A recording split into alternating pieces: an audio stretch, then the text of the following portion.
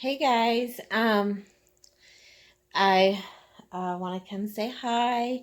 Um, don't really have much of an update right now.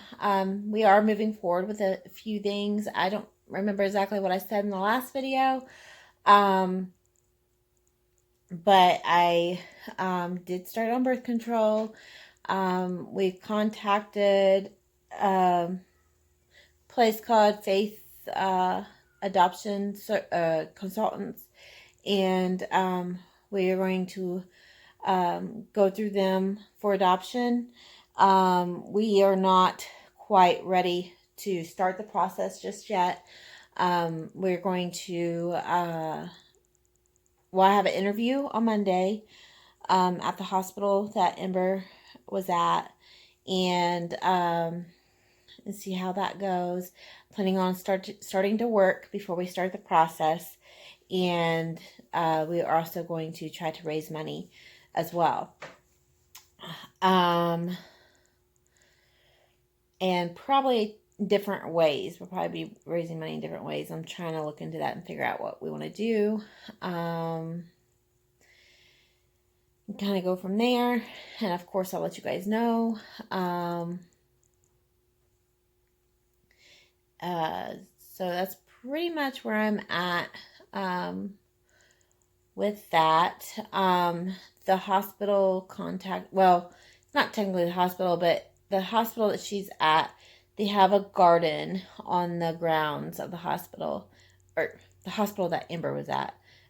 They have a garden that is on the grounds of the hospital for um, babies that passes away, and babies that passes away under 20 weeks. They get, I think, like a glass stone or something, and with their name on it, I think, and maybe not with their name on it, I'm not sure. And but babies above 20 weeks that is born, either stillborn or that lives for a while, and they die in the NICU, they get a paver. It's like a brick that is laid in like this walkway in the garden, and it has the baby's name, birth date, and death date. So Ember gets one. I spoke to the lady just a few minutes ago, and it's going to be either the last weekend of April or the first weekend of May. So we get to go to a ceremony while they lay her brick down. So we get to go to that every year, actually twice a year. They do a ceremony in the spring and a ceremony in the fall. So we can do that every year, twice a year, like in memory of her, and get to see others being laid as well. And just have that environment of, well, we're not alone. There's other people that has been through it too. I think is really great. As I spoke to this lady that's in charge of everything, they will send me an invitation, so we know exactly what date it's going to be on and everything. But we also get to invite nurses and people that was on Ember's care, which was really exciting. I hate to pick and choose people because there are ones that are more my favorite than the others. They all did really well. There's only maybe one or two nurses that I didn't like as much, but the rest of them were amazing. They really were. So I didn't really pick and choose certain nurses, but and I told her, there's not really like the favorite nurse. There are some favorites, but I didn't really. I told her, so it's okay. You don't have to invite them or whatever. But the respiratory therapist, she was amazing. I feel like she's part of the family now in a way. Um, she was definitely Ember's family. She was there more than any nurse, more than any doctor. She was there the most. Ember knew her just as much as Ember knew me and Aaron. And so we get to send her an invitation to see Ember's paper being laid. So I think that is pretty awesome. We last night, Aaron wasn't able to because he had to work, but last night at the cemetery that Ember is buried at, me and some of my family members went. They had a tree lighting at the mausoleum at the cemetery, and we got to put a picture of Ember on the tree in memory of Ember, and of course the other family members or other families were there putting their loved ones on the tree as well. And they do that yearly, and it's like a tree lighting in memory of your loved ones. And I thought it was really awesome that they do that. So we got to do that last night, and that was pretty neat. I did put a little Christmas tree on her grave with lights, and it lights up, and decorated a little bit. And we have like a little snowman kind of staked into the ground, and some flowers, and a little doll baby on her grave. And right now she don't have any headstone. She don't have a headstone. We have to wait 3 to 5 months before they lay it, and it'll be so much better once they do. I probably will, when they do, I probably will take a picture of it and show you guys what it looks like, and kind of go from there.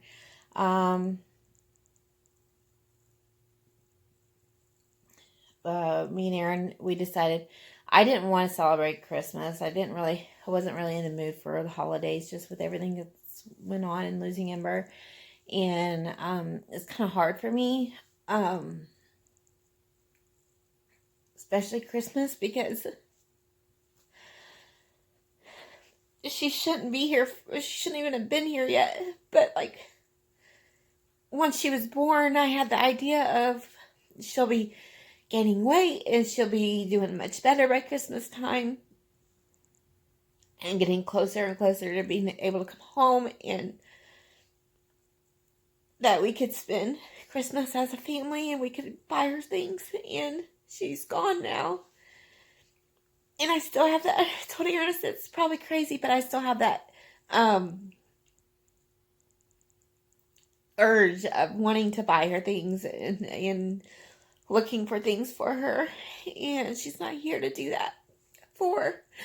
So it's still hard, even though we're trying to focus on adoption. We are starting to put money back for adoption, and it'll be even better once I get a job. But still, we won't have near enough to start adoption process, so we still need to raise money to start everything. A down payment is between $8,000 to $15,000, and depending on everything, like depends on certain adoption and stuff, or who they're going to place us with or something. I can't remember for sure, but they'll give us more information in a couple weeks to know exactly how it all works. But we are nowhere near that. I am over 1,000 now. We do have over 1,000, but we're slowly getting there. And then once I get a job, we'll be able to raise more money quicker. And of course, we'll need other people's help in getting that money. I want to continue to work until we adopt. And then see how it all works. We're just going to pray about it.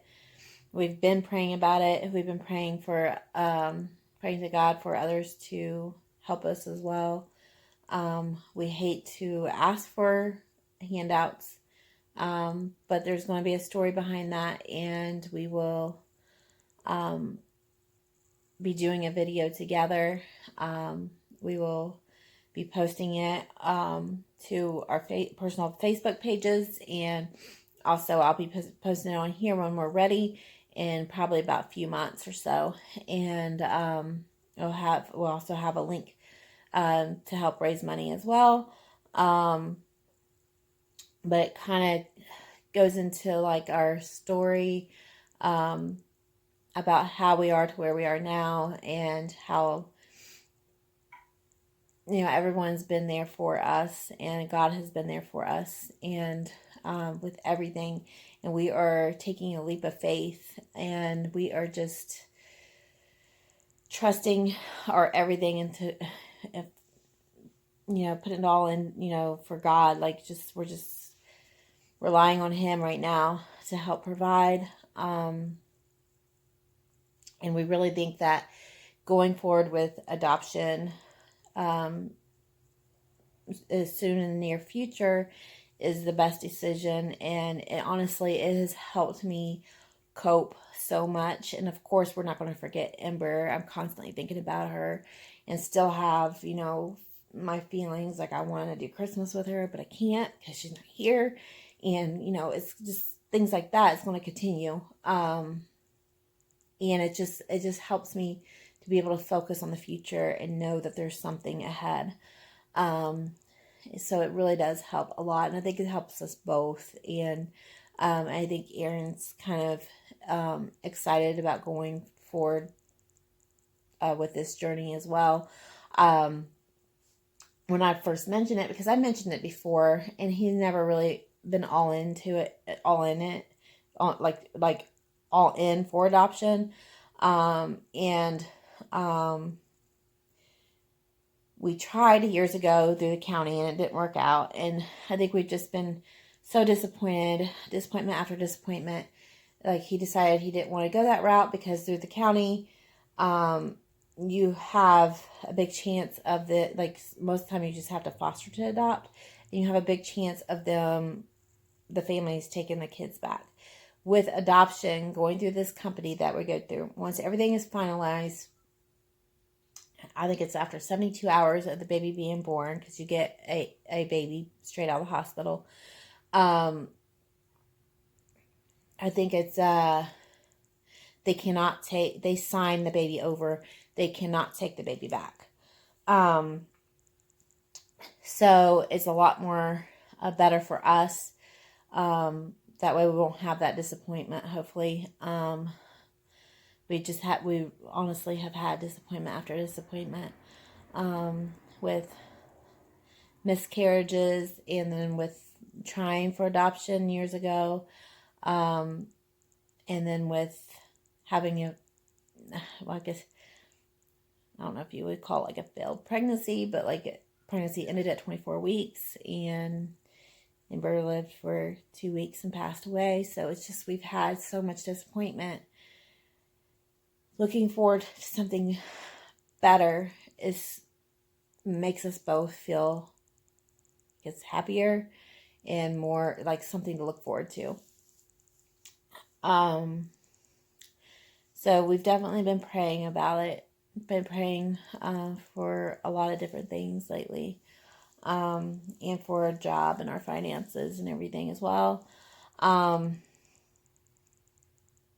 If anybody has adopted that's watching this, please let me know your experiences. I did want to come on here. I can't remember your name, but somebody watched my video last time and asked about the preeclampsia.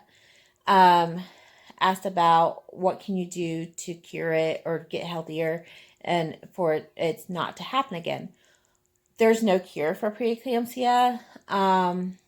There are suggestions that they can give you. They can say eat healthier, lose weight before pregnancy. There's some other things. You can watch certain things. But you can be 120 pounds and get preeclampsia. There's nothing that can prevent it. That studies have proven so far. There's nothing that can be prevented. They don't know how preeclampsia comes on. It just happens. So women that's overweight like me, I did lose weight. I lost 70 pounds before I got pregnant. And it was a good advantage. And they think that's why I was able to get pregnant and stay pregnant like I did. But they said that it's not necessarily the reason why I developed preeclampsia. So right now I'm on birth control. We're going to go further on, we're looking into adoption and going to start the adoption journey. Right now we do not want to try for a baby at all, because there's big risks that we could develop preeclampsia. I have read that if you do get pregnant again, that you still have a high chance of developing preeclampsia again, but most of the time, your first time with preeclampsia is the worst, and at pregnancies after that, they're not as bad. I have read that. But if for some reason I got pregnant again, or we decided to try later on, which I really doubt it, but if for some reason I did, what I would change in my pregnancy from the pregnancy I had with Ember, I would exercise no matter what the doctor said. They did put me on bed rest for most of my pregnancy, and I gained quite a bit of weight, I think, because I couldn't exercise and walk. And I walked a lot before I got pregnant, and I was walking 4 to 10 miles, and I would continue walking. They tell you not to overdo it when you're pregnant or do too much. I don't know if I would do 4 to 10 miles, but I would at least do 2 miles or so, or at least a mile on like bad days or whatever, but where I don't feel good or something. But I would continue doing that. There was a time that I really had to go on bed rest for sure, because I had the what was it called? The subchronic hemorrhage and hematoma, or same thing, I think. But and I had that bleeding close to my placenta, and I kind of wonder if that had anything to do with preeclampsia, but I'm not positive. I never asked the doctor about it. I don't know. It might be something to Google. But I kind of wondered if that had anything to do with the preeclampsia or what caused it. But I did have to go on bed rest until it was gone. But they wanted me to continue because I was such high risk, because I had 5 previous miscarriages. They continued me on bed rest most of the time, or light duties and no exercising and stuff. So I would continue exercising if I did get pregnant. I would definitely eat healthier. I ate healthy at the beginning. Excuse me. Like the first trimester, maybe a little bit more than my first trimester. And I started to eat junk because, like, when you're pregnant, you crave certain things, and when you're pregnant, you get excited. And I tried to have the mindset of trying to eat healthy, and I did eat healthy for most of the part of my pregnancy, but I still ate junk with it. And because you're like pregnant, and you're like, I try not to keep the mindset of like I'm eating for two, because it's not true. But I'm like, well, I'm pregnant and I want to eat a donut. And I'm pregnant and I want to eat, this piece of cake, or I want to eat pizza, or, whatever. And I'm pregnant. It's my excuse to eat stuff, eat junk. And I'm definitely going to watch what I eat when if I do get pregnant again. So that's kind of a few things. Exercising and eating is a big thing that I would change, to try to help prevent preeclampsia. I am not trying to get pregnant. We are not trying to get pregnant. I am going to start going back on my diet and exercise program, just because, of course, I'm still overweight. But I'm nowhere near as what I was when I had Ember. I have lost some weight. And even, a year ago today, I was 40 some pounds more than what I am now. So I'm still doing pretty good. I would say, after, getting pregnant and having a baby and everything, I think I'm doing really good, where I'm at now. with my weight. I have started exercising. I kind of watching what I eat right now. I'm going to definitely cut out everything and really watch everything in my calories after the holidays. I will start slowly decreasing my calorie intake after the holidays, and I will take away all bread, sweets, and dairy products like I did before, and it really helped me lose weight. See, I think I pretty much answered her question. There might have been some other things that you said. I cannot remember. Yeah, I guess I should have been prepared before I came on here. But yeah, that's pretty much where I'm at. I keep rambling. So we're getting ready to, Aaron's actually at a friend's house. He's getting ready to come back and pick me up, and we're getting ready to go visit Ember's grave. And he didn't get to see the tree lighting last night, so we're going to go see if the mausoleum is open so he can go in and see the tree with her picture on it. So, I guess I'll talk to you guys later, and of course I'll let you know if I found out if I get the job or not, or if I get any more interviews, and if I lose any weight. I have lost a few pounds, and like this week I've lost a few pounds, so that's a good start. Just a pound at a time. It's the best way to do it. And I guess I'll see you guys later, and I'll keep you guys updated with pretty much everything: weight loss, adoption, journey, employment. Yeah, and I guess see you guys later. Bye.